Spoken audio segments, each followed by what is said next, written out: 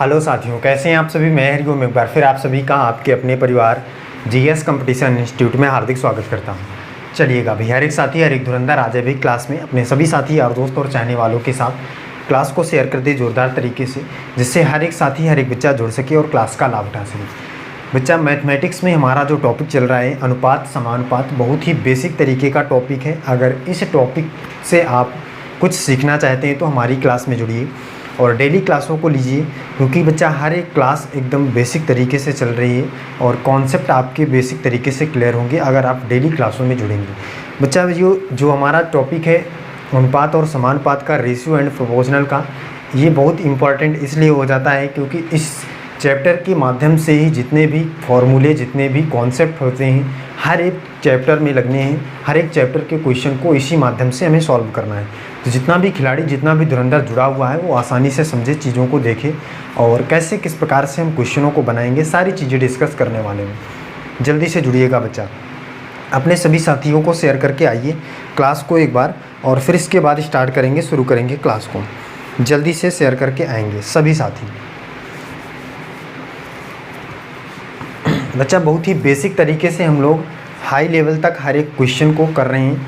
अब इसके कई पार्ट हो चुके हैं इस क्लास के, इस चैप्टर के। हर एक साथी, हर एक धुरंधर जो भी जुड़ा हुआ है वो समझ रहा होगा, चीज़ों को एकदम बेहतर तरीके से सीख पा रहा होगा। चलिए और सीखते हैं, आगे की चीज़ों को और लेकर चलते हैं।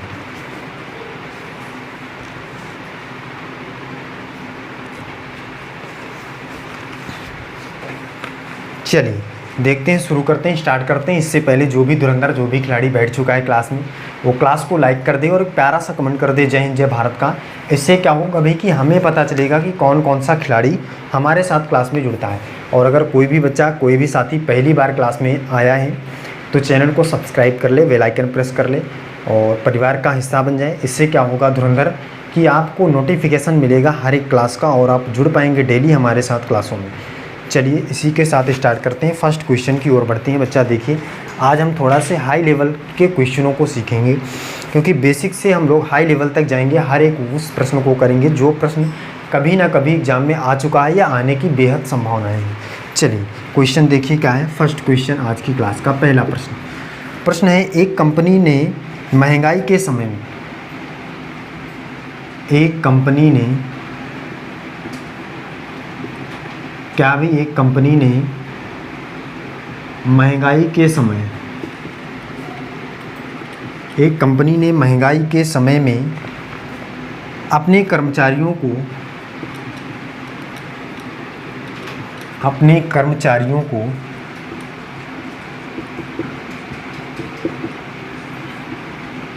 कर्मचारियों को 5:3 के अनुपात में कम लिया। 5:3 के अनुपात में कम लिया तथा औसत वेतन प्रति कर्मचारियों को,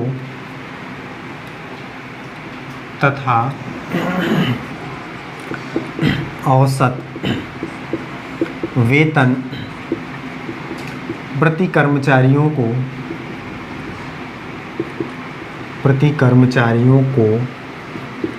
औसत वेतन प्रति कर्मचारियों को 7:8 के अनुपात में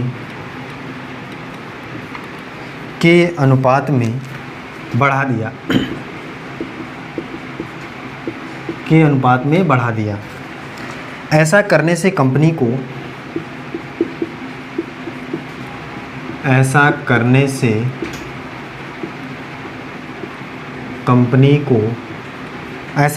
कंपनी को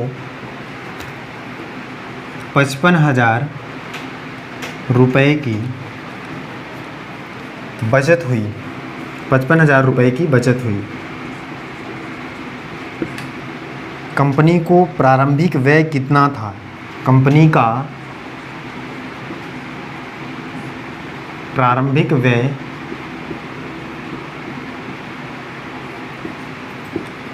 कितना था? कंपनी का प्रारंभिक व्यय कितना था? ये देखिए धुरंधर, बहुत ही लाजवाब, शानदार और ज़बरदस्त तरीके का प्रश्न है भाई। कई बार एग्जाम में आए हुए प्रश्नों में से एक प्रश्न है और इस प्रकार के प्रश्न की बेहद संभावनाएं हैं। बच्चा आप इसी प्रकार से रेशियो में प्रश्न पूछे जाते हैं। देखिए समझिए इस क्वेश्चन को।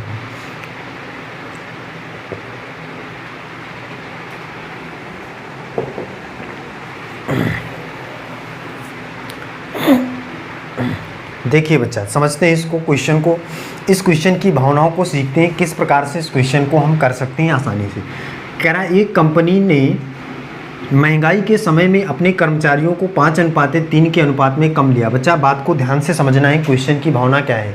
क्वेश्चन कह रहा है कि एक कंपनी है जो महंगाई के समय में अपने कर्मचारियों को 5:3 के अनुपात में कम लेती है, मतलब कि कम कर देती है। जैसे कि अगर 5 कर्मचारी पहले रहे हों तो अब महंगाई की वजह से उसने 2 कर्मचारी हटा दिया है, मतलब कितने कर्मचारी अब रखा है, 3 कर्मचारी रखा है। बात क्लियर है? बताइए धुरंधर, कर्मचारी पहले कितने थे भाई? पहले अगर 5 थे तो अब कितने हैं? 3 हैं, क्योंकि वो कह रहा है कि 5:3 के अनुपात में कम लिया।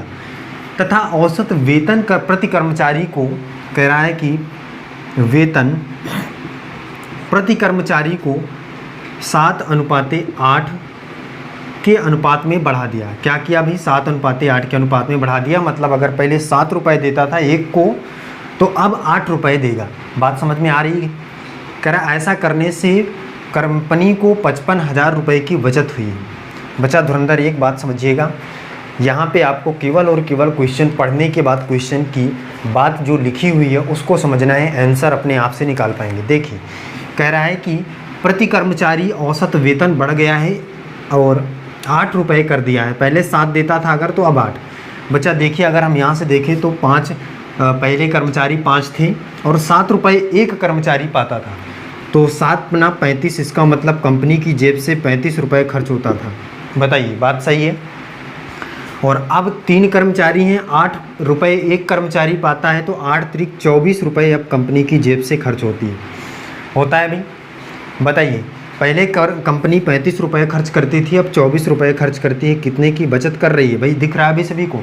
हर एक धुरंधर कमेंट करके बताया भाई, सभी को दिख रहा है? चीज़ें एकदम क्लियर हो रही हैं। अब कितना कंपनी कितना रुपए बचा रही है भाई? 35 रुपये में से 24 रुपये ही खर्च कर रही है, तो 24 और 6 30, 30 और 5 35, तो 6 5 11। इसका मतलब कंपनी 11 रुपये क्या कर रही है? बचत कर रही है। बच्चा बात समझ में आ गई होगी कि कंपनी 11 रुपये बचत कहाँ से कर रही है। लेकिन बच्चा धुरंधर एक बात आपको पता है, यहाँ पे कंपनी बचत 55,000 रुपये का कर रही है रियल में। तो 11 नहीं है, कितना है? 55,000 रुपये है।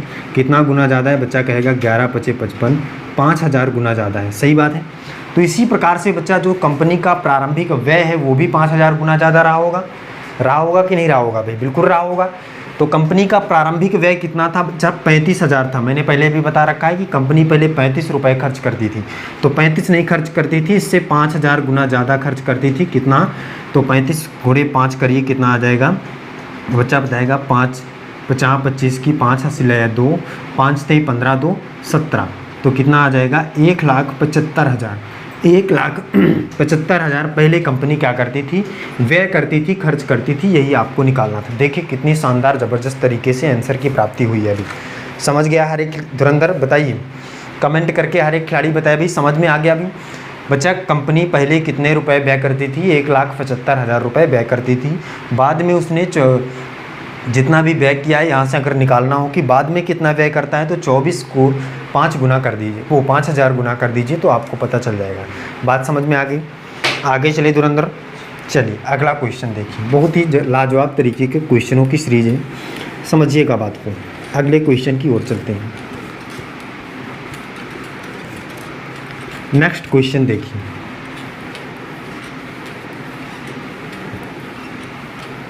नेक्स्ट क्वेश्चन समझिए धुरंधर।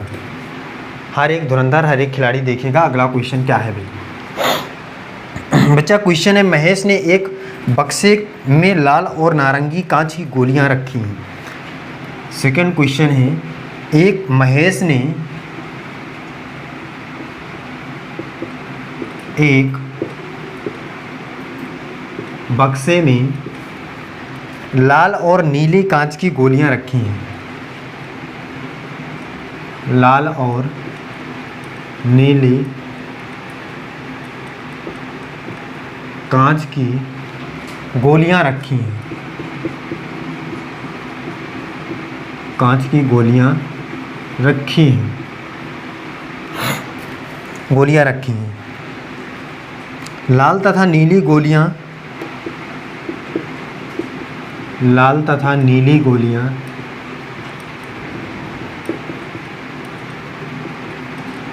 लाल तथा नीली गोलियां 5:4 के अनुपात में है, 5:4 के अनुपात में है, अनुपात में है। 5 गोलियां खो जाने के बाद, 5 गोलियां खो जाने के बाद, 5 गोलियां खो जाने के बाद अनुपात, 5 गोलियां खो जाने के बाद अनुपात 10:9 हो जाता है, 9 हो जाता है। उसके पास अब कितनी गोलियां रखी हैं? उसके पास अब कितनी गोलियां रखी हैं?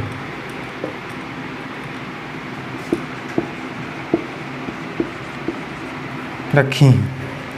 उसके पास अब कितनी गोलियां रखी हैं? चलिए धुरंधर बताइए भाई, इस क्वेश्चन को देखिए, इस क्वेश्चन को देखिए, भावना को समझिए, क्वेश्चन पढ़िए, क्वेश्चन पढ़ने के बाद आंसर निकालिए।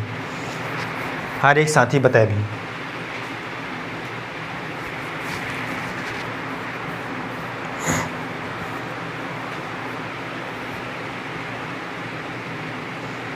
बताइए बच्चा,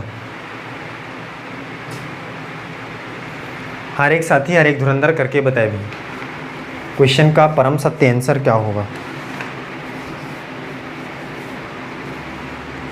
चलिए देखिए, बात को समझिए, इस क्वेश्चन की भावनाओं को समझते हैं। कह रहा महेश एक बक्से में लाल और नीले कांच की गोलियां रखी हैं। कितने भाई? लाल और नीले,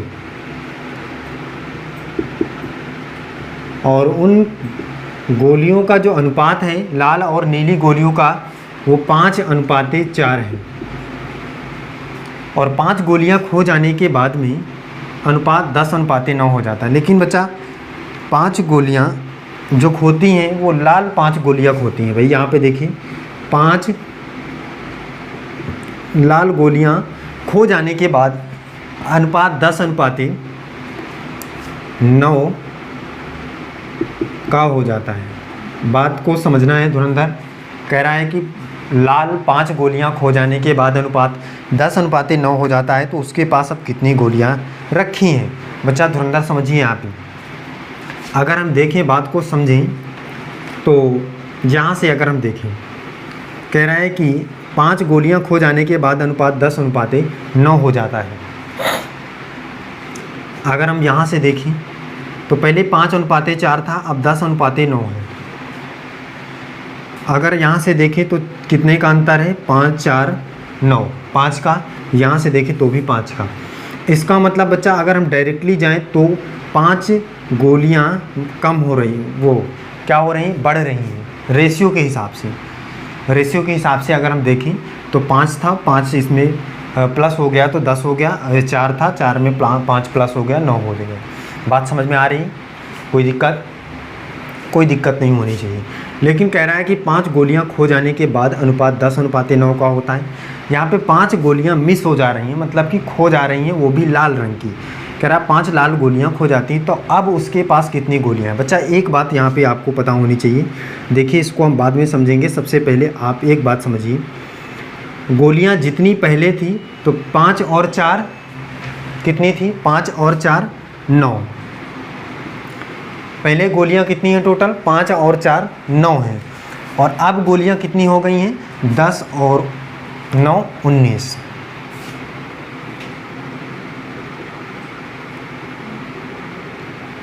बच्चा एक बात बताइए, अब गोलियों की संख्या पहले ज़्यादा थी, अब तो 5 कम होना चाहिए, लेकिन अभी भी ज़्यादा। इसका मतलब रेशियो में कुछ गड़बड़ी है क्या? भी रेशियो में कुछ गड़बड़ी है? बच्चा कहेगा बिल्कुल गड़बड़ी नहीं है। यहाँ पे बात को आपको समझना है, केवल और केवल एक चीज़ आपको देखना है कि अब उसके पास क्या कह रहा है, कितनी गोलियां हैं, ये आपको निकालना है। देखिए 5 पहले थी, अब ये 5 बढ़ गई हैं तो 10 हो गई हैं, और 4 पहले थी, अब 5 बढ़ गई हैं तो 9 हो गई हैं। यहाँ पे कह रहा है कि 5 गोलियाँ खो जाने के बाद अनुपात 10:9 हो जाता है। बच्चा यहाँ पे देखिए 5 गोलियाँ जो हैं खो नहीं रही हैं, 5 गोलियाँ और ऐड की जा रही हैं। कितनी भाई, 5 गोलियाँ ऐड की जा रही हैं, तो 10:9 का अनुपात हो जा रहा है। कह रहा है अब कितनी गोलियाँ हैं उसके पास हैं, तो ये 5 हैं, तो अब उसके पास 10, 9, 19 गोलियाँ हैं, 19 गोलियाँ हैं। सही बात है, बताइए बच्चा। अब उसके पास 19 गोलियाँ हैं, 19 गोलियाँ हैं कि नहीं भाई, बताइए।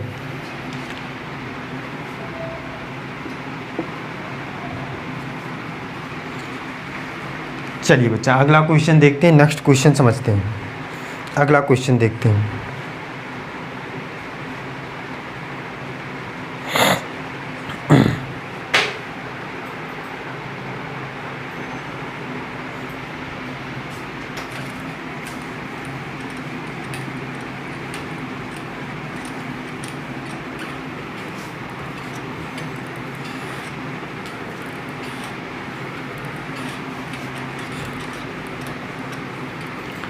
चलिए देखिए क्या है अगला क्वेश्चन, नेक्स्ट क्वेश्चन समझिए। कह रहा है एक दरोगा एक चोर के पीछे भागता है।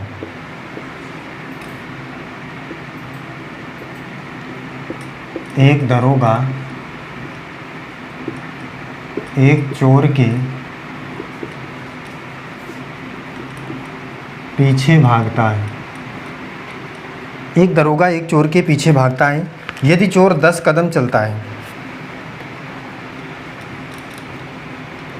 यदि चोर 10 कदम चलता है तो दरोगा 8 कदम चलता है, तो दरोगा 8 कदम चलता है, और दरोगा के 5 कदम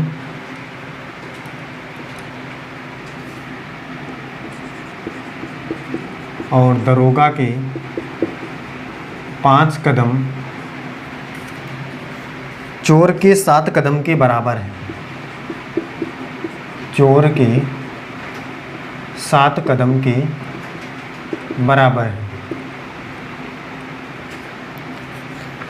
तो उनकी चालों का अनुपात ज्ञात करें। तो उनकी चालों का अनुपात ज्ञात करें। चलिए धुरंधर इसको बताइए भी, इस क्वेश्चन का परम सत्य आंसर क्या होगा, हर एक धुरंधर करके बताएगा।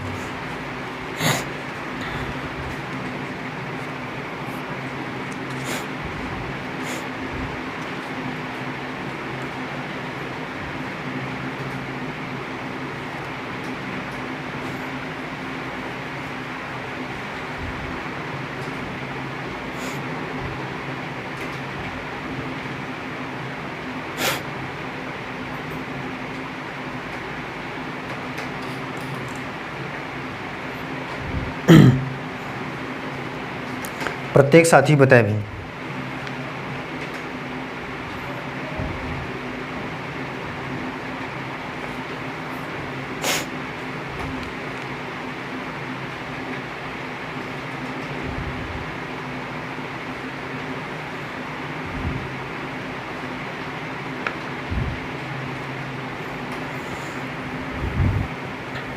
चलिए बच्चा देखिए समझते हैं इस क्वेश्चन को। कह रहा है एक दरोगा एक चोर के पीछे भागता है। यदि चोर 10 कदम चलता है, चोर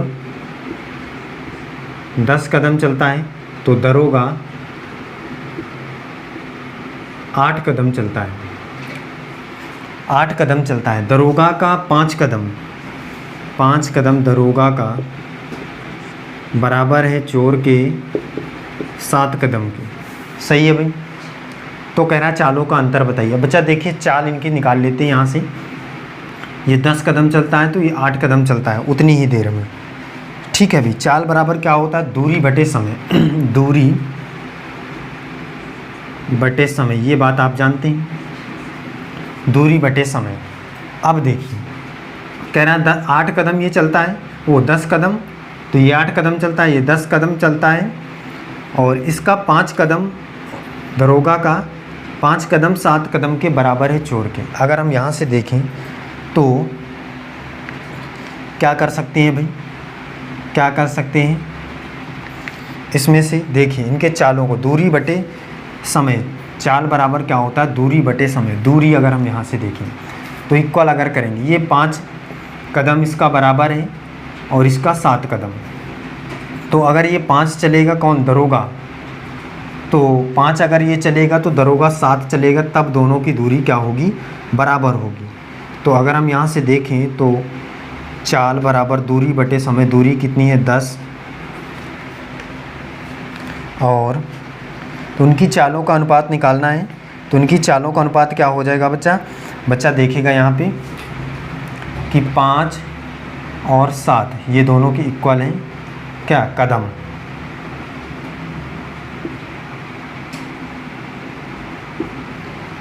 सही है भी, जब तक ये 5 कदम चलेगा कौन, दरोगा, तब तक ये 7 कदम चलता है चोर, और 10 कदम ये चलता है और 8 कदम ये चलता है। सही है, 10 कदम ये चलता है, 8 कदम ये चलता है। तो अगर इसकी हम टोटल दूरी निकालें तो 10 कदम में कितनी दूरी चलेगा, 5 कदम इसके बराबर हो जाएगा, मतलब कि ये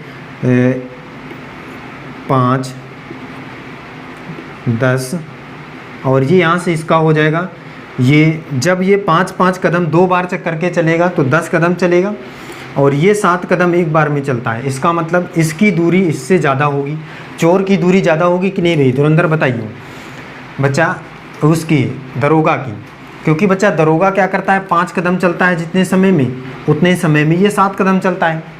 ये बात आपको पता है, कैसे पता है, क्योंकि ये क्वेश्चन में बताया गया है। तो इसके अगर हम निकालें तो 7 × 70 और रेशियो 8 × 5 = 40, यहाँ से काटेंगे अगर तो कितना आ जाएगा रेशियो बच्चा, 0 से 0 कट जाएगा, 7:4 का आ जाएगा। सही बात है, कोई दिक्कत नहीं है खिलाड़ी। चलिए आगे चलते हैं, अगला क्वेश्चन लेते हैं। नेक्स्ट क्वेश्चन समझिए,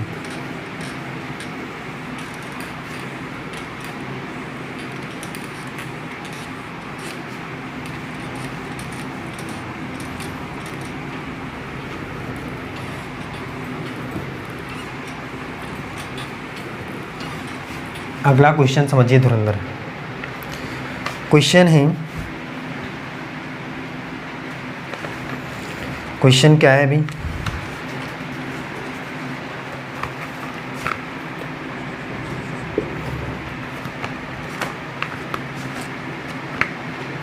क्वेश्चन है, एक त्रिभुज की भुजाएं,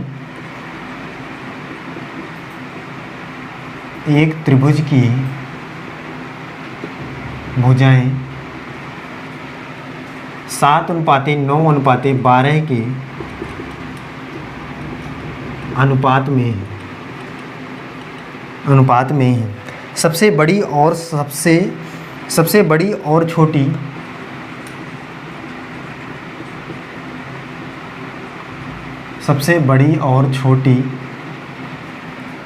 भुजाओं की लंबाई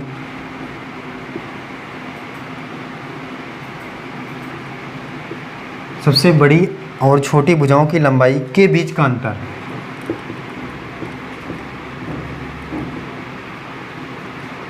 के बीच का अंतर 15 सेंटीमीटर है।